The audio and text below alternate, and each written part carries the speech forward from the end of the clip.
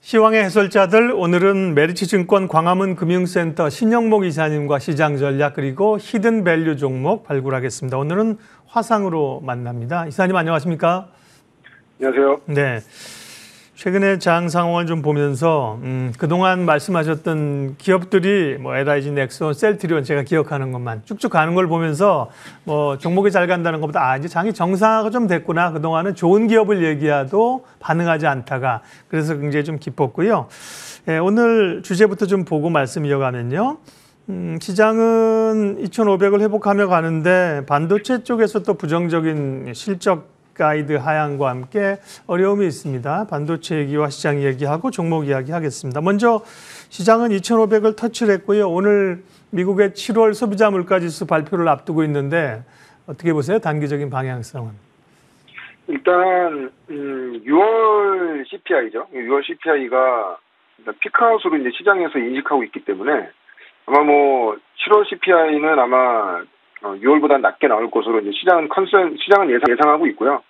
근데 만약에 이제 지금 시장의 예상치보다 또 높게 나온다고 하면은 개인적인 견해로는 좀 시장은 좀 약간 조정받을 수 있다. 왜냐면은 우리가 생각하는 인플레이션이 쉽게 끝나지 않는구나라는 어떤 불안감이 또 확산될 수 있기 때문에. 그렇지만 지난달에 이제 백악관에서 뭐 피크아웃 이번이 좀 약간 너무 과하게 나온 것 같다고 얘기하는 정도로 먼저 언급한 거 보면은 전체적인 시장은 일단 CPI는 이제 시장 컨센 정도로 나올 걸로 예상하고 있고요. 그리고 이제 뭐 어떻게 됐건 간에 지금 구간은 이제 2분기 실적 시즌, 주요 기업들 실적 웬만큼 다 나온 상태고 9월 FOMC까지는 뭐 특별한 이벤트가 없습니다. 물론 뭐 대외적으로 뭐 갑작스럽게 일어나는 일들에 대해 예측할 수 있는 범위가 아니기 때문에 그거는 제외하고요. 그렇게 되다 보니까 이제 어떤 연초부터 조정을 많이 받았던 낙폭과대했던 종목들에 대한 어떤 반등은 이미 나온 상태고, 일단 2분기 실적들이 뭐 아주 잘 나온 기업들도 있지만 예상치 정도 나온 기업들이 있음에도 불구하고 그 예상치만 나와도 시장에서는 좀 안도할 수 있는 그런 안도 랠리가 잠깐 나왔다고 보고 있고요. 그런 걸로 본다고 하면은 역시 이제 9월까지는 그 개별 섹터나 종목 장세 예상하고 있고, 특히 최근에 좀 전체적인 흐름 보면은 이제 시장에 더 이상 이제 빠질 게 없다는 어떤 안도감이 있어서 그런지 몰라도 그동안에 공매도가 굉장히 많았던 섹터 내에서 쇼커버링 순환매가 계속 나온다는 거죠. 그리고 게임 쪽도 지난주에 뭐 굉장히 좋았고, 유에드 같은 경우에는 뭐 거의 상한가도 한번 갔었죠. 왜냐면은 2분기 실적이 상당히 부진했음에도 불구하고, 그리고 상한가가 나올 만한 좀 큰 이슈가 나온 건 아닌데 수급적으로, 그러니까 이런 쇼커버링이 들어오면서 반등이 나오는, 그러면 쇼커버링 순환매가 계속적으로 진행되고 있다고 보고 있고요. 그렇기 때문에 우리나라는 뭐 코스닥 실적 계속 나오고 있긴 하지만 실적 시즌 우리도 이제 거의 다 끝나는 그런 와중에서 여전히 뭐 개별 섹터라든지 개별 종목 장세가 당분간 이어질 것으로 지금 예상하고 있습니다. 오늘 주제 반도체 잡았는데 반도체주가 결국은 이제 경기 침체 우려로 수요단에서의 문제가 있고요. 자동차나 이런 것들은 그래도 이제 가격 전가, 오늘 음식료도 그렇고 가격 전가라면서 수익을 방어하는데 반도체주는 가격 전가가 어려운가 봐요. 그러니까 여팡이 안 좋으면 이익들이 떨어지는 건데요. 부정적인 뭐 치포 동맹 이런 것도 있고, 반면에 삼성 같은 경우는 뭐 3나노를 치고 나가기도 합니다. 반도체에 대한 시각, 그리고 반도체가 안 좋으면 다른 섹터는 지수가 갇힌 상황에서 갈 수 있느냐, 그걸 노리는 게 좋으냐, 이런 고민도 됩니다. 지금 우리가 진짜 꼭 고민해봐야 될 그 내용이라고 생각하는데요. 일단 어제 이제 마이크론이 좀 약간 부정적인 어떤 앞에 영업 환경에 대한 부정적인 얘기하면서 주가 많이 빠졌고, 특히 이제 필라델피아 반도체 지수도 이제 많이 빠졌습니다. 거의 한 4.7% 정도, 거의 5% 정도 빠진 상태이기 때문에 이렇게 된다면 전체적인 반도체 업황 자체는 당분간은 안 좋다. 근데 최근에 좀 뭐 삼성전자나 하이닉스 같은 경우에 삼성전자도 6만 원 회복했다 다시 밀리긴 하는데, 우리나라 같은 경우에는 사실은 이 전체적인 시장에서 IT 섹터가 갖는 비중 자체가 굉장히 절대적인 비중이기 때문에 굉장히 중요하죠. 이게 그냥 당분간 이쪽 섹터가 눌려 있는다고 한다면 결론적으로는 지수, 그러니까 저는 사실은 이게 지수가 뭐 2,500이다, 2,600이다 뭐 큰 의미는 없다고 봅니다.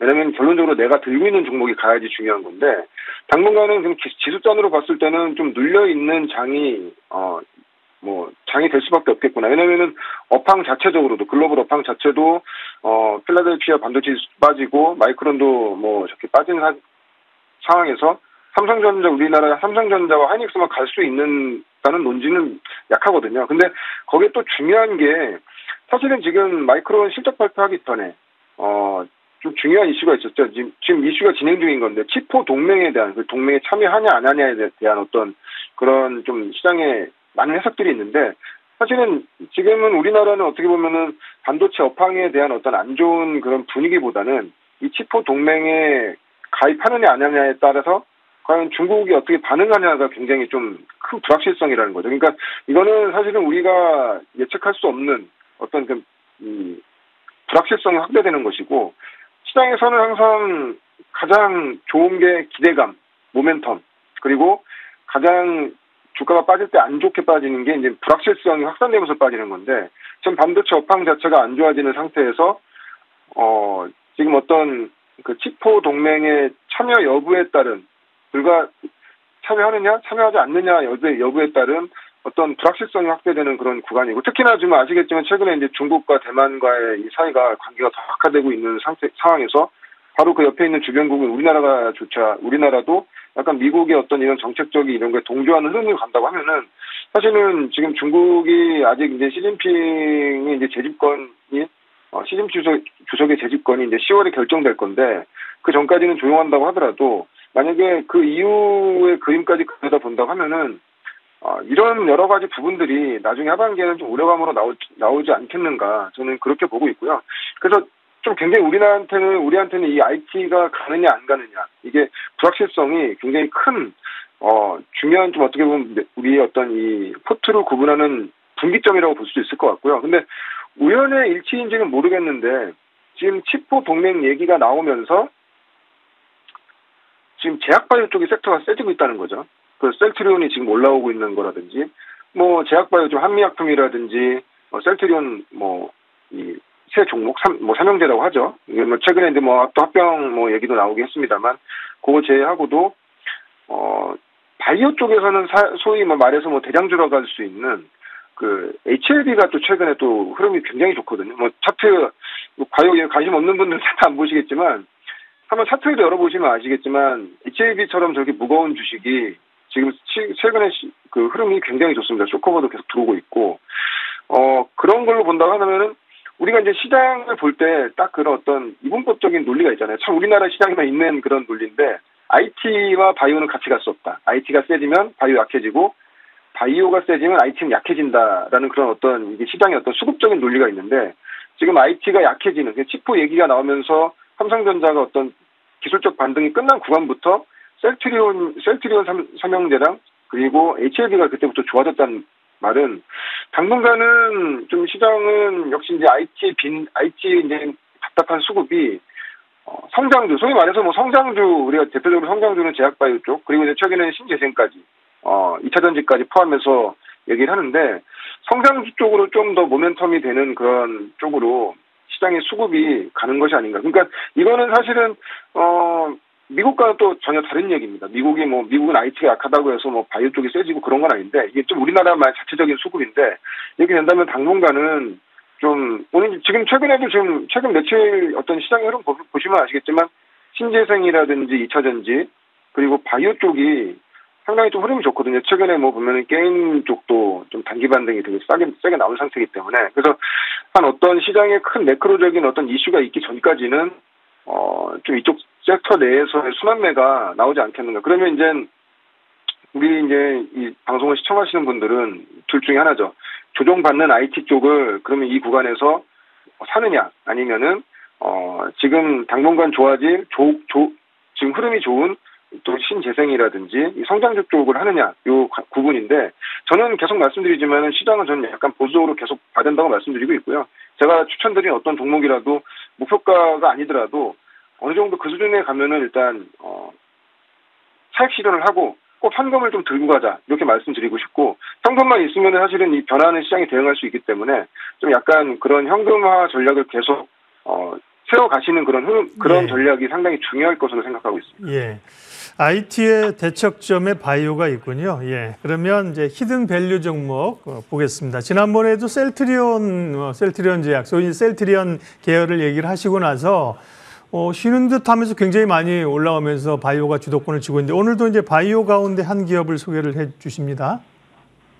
네, 삼성 바이오로직스입니다. 삼성 바이오로직스. 네. 뭐 사실 뭐 셀트리온과 뭐 비슷하게 보시면 될 것 같고요. 근데 이제 일단 삼성 바이오로직스 말씀드리는 가장 큰 이유는 이 셀트리온 그룹 자체를 이렇게 싫어하시는 분들이 있습니다. 왜냐면은 과거에 이제 뭐 회계 이슈라든지 이제 회계 이슈도 완전히 다 끝났죠.